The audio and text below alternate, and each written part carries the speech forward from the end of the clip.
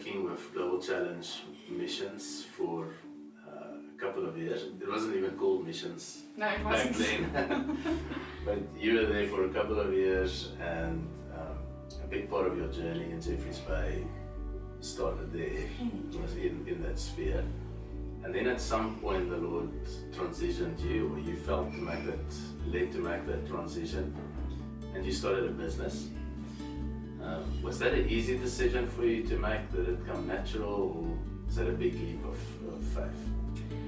I think yes, it was a big leap of faith, but I want to say it like this: the transition wasn't easy, but God was really gracious in the transition. If I'm honest, when I look back now, I didn't know that I was starting a business.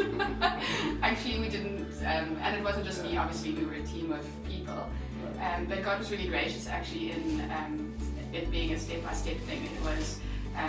A couple of us had different things in our hearts, and those things converged, and it materialized into something called First Lights only a couple of years later.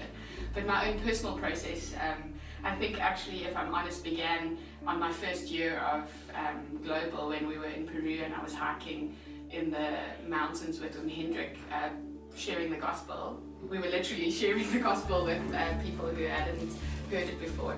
And I remember standing there thinking, yes, this is what I'm talking about. You know, this is that was my perception of what mission. But then it was so funny because in that very moment of gratitude with the Lord, I felt Him ask me a question which I would have to answer a number of times later, which I think in the end would help the transition. Is if I could do that with the same fervor as washing the dishes, then actually I understand His heart of serving.